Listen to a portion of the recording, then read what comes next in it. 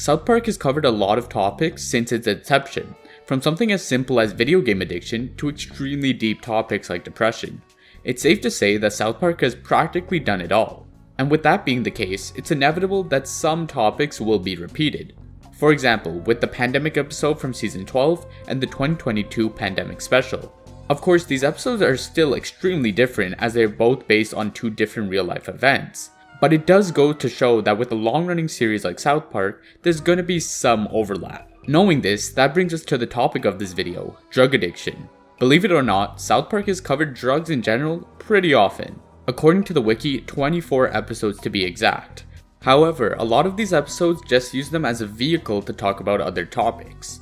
For example, most of the Tegrity Farms episodes fall into this category. However, there are some episodes that do attempt to provide commentary on the actual use of drugs, like the end of obesity special that talked about the rise in Ozempic abuse. Or, like the topic of this video, major boobage. The episode that uses cat piss of all things to highlight the realities of drug addiction while also being a banger episode. So, without any more delay, let's get into the episode. The episode opens in the school where Mr. Mackey is explaining to the class that kids are choking themselves to get a high and that they shouldn't do it. Cal is surprised that it's even possible, and low-key I was too. So after doing a little bit of research, I figured out that it's actually real. It's commonly known as the choking game like Mr. Mackey says in the episode, and actually can induce a high-like effect called hypoxia-induced euphoria, which basically just means euphoria caused by a lack of oxygen. Anyways, while Mr. Mackey is explaining the dangers of getting high, Butters says that the people in his cousin's school get high using cat pee. Even though nobody believes it at first, Mr. Mackey has to go ahead and explain that it does work and the reason it does. This part perfectly illustrates how many people get into drug abuse. A ton of reputable sources tend to list early exposure to drugs as a contributing factor to drug addiction, which of course this clearly is when you're actively explaining how to do it to a child. This isn't trying to say that kids should be completely shielded from them. It's inevitable that they'll come into contact with drugs at some point in their lives. So instead, it's a lot more effective to not fearmonger, but educate kids about the dangers and how to consume them as safely as possible. In spite of that though, limiting their access to them should still be a pretty large priority, unlike what Mr. Mackey is doing. Going back to the episode, with the newfound knowledge on how to get high, the boys attempt it for themselves.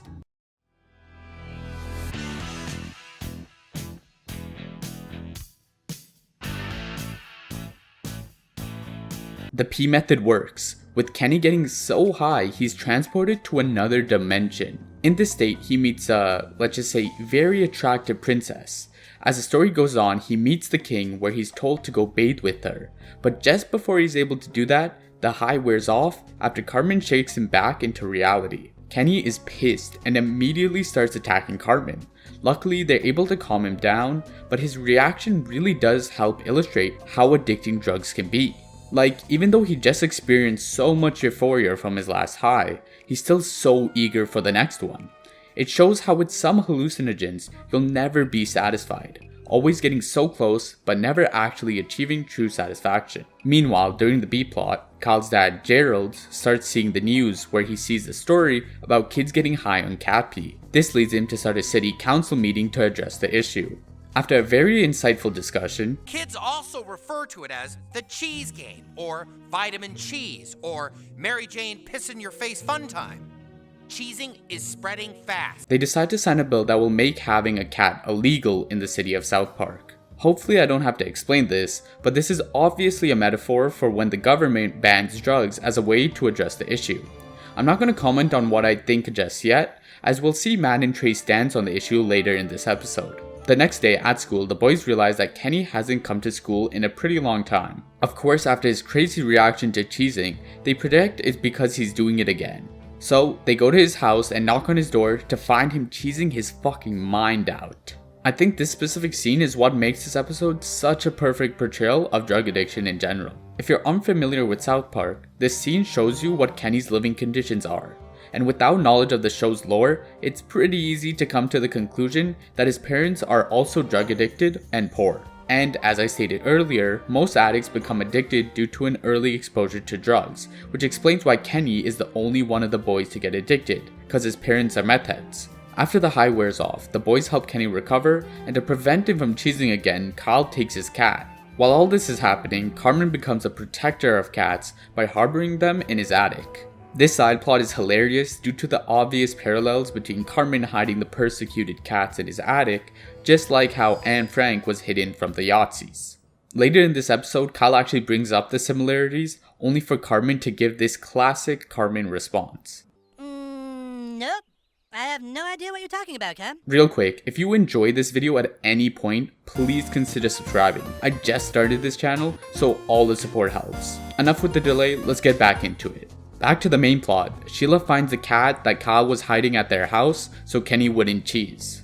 Of course, they automatically assume that Kyle is the one using it, so he gets grounded, and Gerald confiscates the cat, only to reveal to the audience that he used to be addicted to cheesing too, and the temptation gets the best of him and he relapses. This is another part of this episode that's very realistic that I didn't really clock until I watched it a second time. Many reputable organizations list contact with drugs as a major reason contributing to people relapsing, so it makes sense that even though he had only a small contact with the cat, it was still enough to make him relapse. It also explains why he was so adamant about getting cats banned. He understood that he wouldn't be able to control himself after being reminded about cheesing, so the only way he could prevent himself from relapsing was by getting cats banned entirely. Obviously though, that didn't work and kinda hints that maybe it's not the best solution to drug addiction. Anyways, after cheesing, Gerald is brought to the same dimension as Kenny and is having the time of his life. While all this is happening, Kenny sneaks into Cartman's attic where he's hiding all the cats and gets fucking cheesed. This leads to the boys meeting up so that they can find where Kenny went. Meanwhile, Kenny and Gerald start fighting in their second dimension over who gets to bathe the princess, which is then revealed to actually just be them fighting each other half naked in a public park. Obviously, since Gerald was the one who got cats banned in the first place, it's a really bad look for him to be caught cheesing. So he's forced to host a speech to address what happened. In this speech, Gerald actually goes over a number of great points. He points out how cats are not to blame for people getting high, it's the people. He talks about why it isn't worth it, how everything you see while high isn't real, and the more you get high, the more you feel like you need to get high, and how that destroys your real life relationships. The speech finally ends with Gerald revealing that after all of these realizations, he decided to unban cats. And I think this clearly shows Matt and Trey's opinion on the issue. Banning substances might seem like an easy fix at first, but we have enough real life examples to know that it just doesn't work. People always find another way and it turns into a game of cat and mouse. So instead, educating people on the dangers and hoping that they make the right decisions is usually a better option. For example, I'm Canadian and in 2018 weed was legalized countrywide. From then to 2024, the amount of people who consumed weed daily actually went up from 5 to 6%. That might seem really bad, however, in that same amount of time, the amount of people who sourced weed legally went from 4% to 72% in 2024. Considering how easy and common it is for drugs to be laced, I think that's a very good thing. On top of that, non-consumers were even more likely to understand the risk of consuming it. All to say that, even though it seems counterintuitive, legalization actually managed to increase awareness, like I said would happen. Of course, you're still allowed to have your own thoughts about this issue, but this just goes to show that Matt and Trey were somewhat correct, at least in my opinion. Anyways, finally, the episode ends with all cats getting returned to their rightful homes. Oh, and also Kenny relapsing on some flowers. After rewatching this episode to make this video, it really helped me appreciate a ton of the small things that this episode does so well. From the depiction of getting high transporting you to another dimension, to Gerald's realization that restriction isn't the answer. But since I was so focused on the portrayal of drug addiction during this episode, I ended up having to skip over a ton of the other reasons that make this episode so great. For example, the fantasy sequences in this episode are all a reference to the 1981 animated film Heavy Metal, which inspired the animation style. Also, the scene of Gerald giving the speech after being caught cheesing is actually a reference to this video of a former New York governor, Eliot Spitzer, giving his resignation speech after being linked to a prostitution ring. There's so many other references and things I've left out of this video so I could focus on the portrayal of drugs, so if you somehow haven't watched this episode yet, please give it a shot. But that's all I got for you guys today. Let me know your thoughts